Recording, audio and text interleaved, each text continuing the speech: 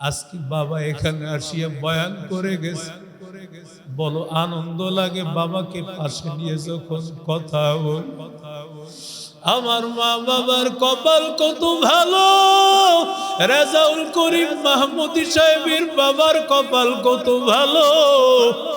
ওরে বান্দা তাকায় দেখ, হুজুরের ভাইগুলো আলেম, চাইলে তো হুজুরের বাবা সন্তানগুলোকে ডাক্তার বানাইতে পারতে, চাইলে ইঞ্জিনিয়ার বানাইতে পারতে, উকিল ব্যারিস্টার বানাইতে পারতে, কিন্তু বান্দা এই দুনিয়া কিছুই না রে যুবক। এই দুনিয়ার দিকে তাকায় দেখ, আজকের সন্তানের প্রতি মা বাবার ভালোবাসা, একটা সন্তানের প্রতি মা বাবার এত অগাধ ভালোবাসা থাকবে, নিজে না খায়া সন্তানের খাওয়াইবে, নিজে কাপড় ভালো না পরিয়া সন্তানের পরাইবে। অথচ তাকাইয়া দেখুরে যুবক, ওই কুড়িগ্রামের এলাকার ঘটনা শুনো। আল্লাহর এক বান্দি, একটা মেয়ে 15 বছরের কন্যা, মেয়েটাকে এমন নির্মম ভাবে হত্যা করা হয়েছে, লাশটা পড়ে আছে। সকাল বেলায় পুলিশ আসিয়া যখন লাশটা উদ্ধার করেছে, লাশ উদ্ধার করার পরে এবার যখন মামলা হয়ে গেছে, খবর পাওয়া গেল, মা স্বীকার করে নিল, বাবাই স্বীকার করে নিল, চাচি স্বীকার করে নিল, আমরা আমাদের সন্তানকে মেরেছি, আমরা আমাদের ভাতিজিকে মেরেছি। ও যুবক কেন? বলে একমাত্র কারণ শুধুমাত্র সম্পত্তির লোভ, শুধুমাত্র সম্পত্তির লোভে নিজের সন্তানকেও মেরে ফেলেছে। ঠিক কি নজরে? যদি বান্দার ভিতরে আল্লাহর মহব্বত থাকতো, ওরে বান্দা, যাদের ভিতরে আল্লাহর মহব্বত আছে, সন্তানটারে নিয়ে মাদ্রাসায় দেয় আর বলে আমার সন্তানটারে দিলাম, আল্লাহ আমাকে মাদ্রাসায় পড়াই নাই, হুজুর আমার বড় আশা আমি মাদ্রাসায় পড়তে পারি নাই, আমার মনের মধ্যে বড় আশা আমার সন্তান কোরআনওয়ালা হবে, হাফেজ হবে, আমার সন্তান আমার জানাজার নামাজ নিয়ে দাঁড়াইয়া যাবে। ওরে আল্লাহর বান্দা একটু তাকায়া দেখ, যেই সন্তান বাবার জানাজা নিয়ে দাঁড়াইয়া যাইবে, যেই সন্তান মায়ের জানাজা নিয়ে দাঁড়াইয়া যাবে, আমার আল্লাহ কি তার জানাজার আল্লাহু আকবারের ধ্বনি কি ফিরায় দিবে না? তাফসিরে কাবীরের মধ্যে ঘটনা আসছে, আমি প্রায় সময় বলি, আল্লামা ফখরুদ্দিন রাজি রহমাতুল্লাহি আলাইহি লিখেন, আল্লাহর বান্দা মুসা কালিমুল্লাহ, আল্লাহর পয়গম্বর মুসা নবী রাস্তা দিয়া হেঁটে যান, কবরের পাশ দিয়া যখন মুসা নবী যান, এমন সময় মুসা নবী কান্নার আওয়াজ, কবরের মধ্যে চিৎকারের আওয়াজ, কবরের মধ্যে ভয়ঙ্কর আযাবের আওয়াজ। আল্লাহ তাআলা নবীদেরকে চক্ষু দান করেছেন, নবীরা তাদের চক্ষু দিয়া দেখতে পায়, নবীরা আযাব দেখতে পায়, নবীরা গজব দেখতে পায়, কবরের আযাব দেখতে পায়। দুনিয়ার মানুষেরা দেখতে পায় না, কারণ দেখতে পাইলে তারা কেউ দাফন করতো না। আল্লাহর নবী মুসা কালিমুল্লাহ, তোর পাহাড়ে নবী মুসা আল্লাহর কাছে গিয়া হাজির। কথা বলার পর মুসা নবী আবার ফিরে আসতেছেন, মুসা নবী আবার যখন ফিরে আসতেছেন, কবরের পাশে আবার দাঁড়ায় দেখতেছেন, মুসা নবী দেখতে পান কবরের আযাব বন্ধ হয়ে গেছে। আরো জোরে বল, কবরের আযাব বন্ধ। মুসা নবী বড় অবাক, আল্লাহ নবীদেরকে পাওয়ার দান করেছেন, নবীরা দেখতে পায়, কথা বলতে পায়। মুসা নবী আল্লাহ তাআলার পক্ষ থেকে এবার কবরওয়ালার সাথে কথা বলা শুরু করে দিয়েছে। ও কবরওয়ালা ভাই, কিছুক্ষণ আগে তোমার কবরে আযাব দেখতে পেয়েছি, এখন কেন তোমার কবরে আযাব নাই? কি হয়েছে বলো, কি কারণে কবরে আযাব নাই? আল্লাহর বান্দা ডাক দিয়ে বলে, রে মুসা, ও পয়গম্বর, আল্লাহ তাআলা আমাকে দুনিয়া থাকতে আমার স্ত্রীর গর্ভে একটা সন্তান দান করেছে। আমি আমার স্ত্রীকে বলেছি, ও স্ত্রী, এই সন্তানটা যদি আল্লাহ দেয়, আল্লাহ তাআলা যদি কবুল করে, এই সন্তানটারে আমি কোরআনের হাফেজ বানাইয়া দিব। আল্লাহর কুদরত, দুনিয়ার কুদরত, আমি বাঁচতে পারলাম না, দুনিয়া থেকে বিদায় হয়ে গেল, অন্ধকার কবরে চলে গেলাম।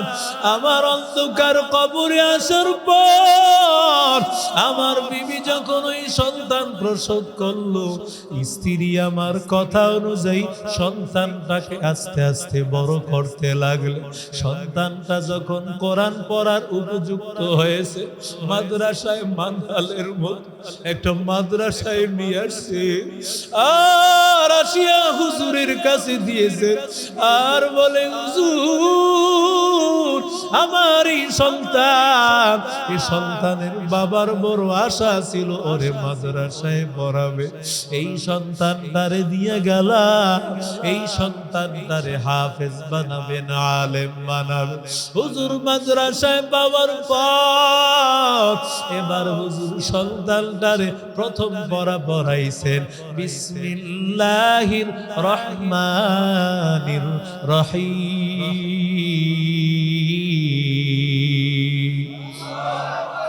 হুজুর যখন পড়াইছেন বিসমিল্লাহ, আল্লাহ রহমান আল্লাহ রহিম, যখন এই ছোট বাচ্চার জবান দিয়া যখন আওয়াজ হয়েছেন আল্লাহ রহমান আল্লাহ রহিম, এই আওয়াজ শোনার সাথে সাথে আল্লাহ ডাক দিয়া বলেন, ও জাহান্নামের ফেরেশতা, এই ছোট্ট বাচ্চা কিছুই পড়তে জানে না, এখন ওর আমল নামায় গুনাহ লেখা শুরু হয়, অথচ এই বাচ্চাটা বলে, আমি নাকি আল্লাহ রহমান, আমি আল্লাহ নাকি রহিম, আমি আল্লাহ নাকি দয়ার সাগর, আমি আল্লাহ নাকি মায়ার সাগর।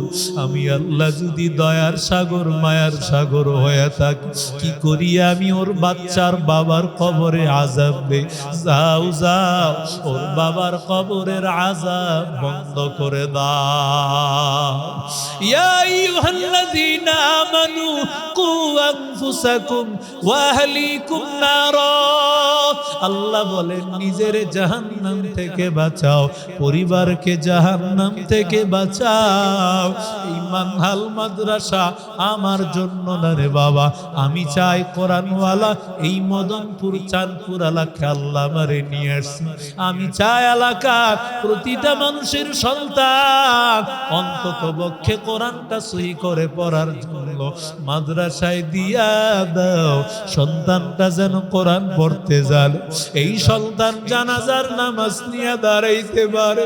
আমাদের সন্তানগুলো জানাজার প্রশিক্ষণ দেখানোর সময় হয় না।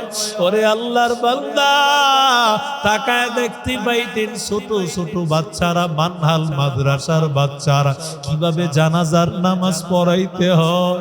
আমি এত বড় হয়ে গেছি, আমার 30 বছর 35 40 বছর 50 বছর, অথচ জানাজার নামাজে প্রথম তাকবীর, দ্বিতীয় তাকবীর, তৃতীয় তাকবীরের পরে কি বলতে হয় আমরা অনেকেই জানি না, জানলেও পড়তে জানি না, ঠিক কিনা? এজন্য আল্লাহর বান্দারা মাদ্রাসায় সন্তানকে পড়াও, মাদ্রাসার সাথে মোহাব্বতটা লাগায়া দাও। ও বাবা, সন্তানটাকে কোরআনওয়ালা বানাইবা, কার কার মনে ইচ্ছা আছে দুটো হাত আল্লাহকে দেখায় দাও। আল্লাহ তুমি কবুল করো, জোরে বলেন আমিন। আল্লাহ মানহাল মাদ্রাসাকে কবুল করো আল্লাহ। আয় আল্লাহ প্রত্যেকটা হাতকে কবুল করে নাও। আয় আল্লাহ হাসরের ময়দানে একসাথে আবার যেন তোমার জান্নাতে দাঁড়াইতে পারি, আল্লাহ তৌফিক দান করো আমিন। আল্লাহুম্মা সাল্লি আলা মুহাম্মাদিন ওয়া আলা আলি মুহাম্মাদ কামা সাল্লাইতা আলা ইব্রাহিম ওয়া আলা আলি ইব্রাহিম ইন্নাকা হামিদুম মাজিদ। আল্লাহুম্মা বারিক আলা মুহাম্মাদ ওয়া আলা আলি মুহাম্মাদ কামা বারাকতা আলা ইব্রাহিম ওয়া আলা আলি ইব্রাহিম ইন্নাকা হামিদুম মাজিদ। আলহামদুলিল্লাহি রাব্বিল আলামিন والصلاة والسلام على أشرف الأنبياء والمرسلين وعلى آله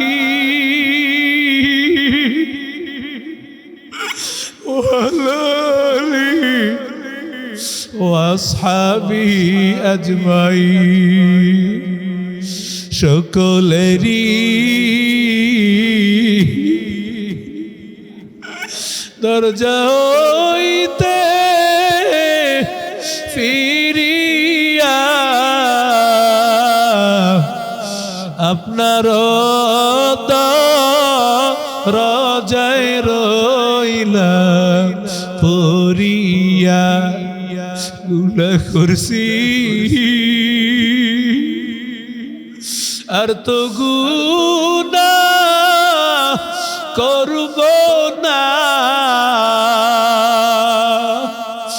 মাফ করে দেন ও হে মালিক রব্বানা, মাফ করে দেন ও হে মালিক রব্বানা। তুমি যদি মাফ নাই করো আল্লাহ বান্দারে, বলো তো মার বান্দা যাবে কার ধারে, বলো তো মা বান্দা যাবে কার ধারে। আয় আল্লাহ তাকাইয়া দেখো রে মালিক, আয় আল্লাহ তোমার বান্দারা, আয় আল্লাহ মোহাব্বতে আল্লাহ বসে আছে রে আল্লাহ। আয় আল্লাহ সেই সকাল 8টা-9টা থেকে নিয়ে বান্দারা আল্লাহ মানহাল মাদ্রাসায় আল্লাহ কোরআনের মোহাব্বতে তোমার বান্দারা বসে আছে রে আল্লাহ। আয় আল্লাহ তাকাইয়া দেখো কার মা নাই, কার বাবা নাই, কে মা বাবা হারাইতি। আয় আল্লাহ ওই মা বাবার কবরগুলো জান্নাতের বাগান বানায় দাও। ও দয়ার মালিক, আয় আল্লাহ কার মা কবরে হয়েছে রে আল্লাহ, কার বাবা হয়েছে, কে মা বাবা হারাইছে। আয় আল্লাহ তাকায় দেখো আজকে মানহাল মাদ্রাসা মদনপুর স্টাইলে, আয় আল্লাহ কান্নার রোল, আয় আল্লাহ টাকার জন্য না, বাড়ির জন্য না রে আল্লাহ, আয় আল্লাহ তোমারে পাওয়ার জন্য পাগো।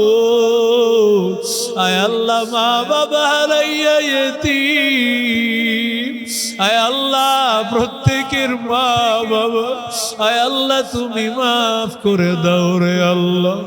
আয় আল্লাহ সবল ভাইয়ের মেয়েটারে মাফ করে দাও ও দয়ার মালিক।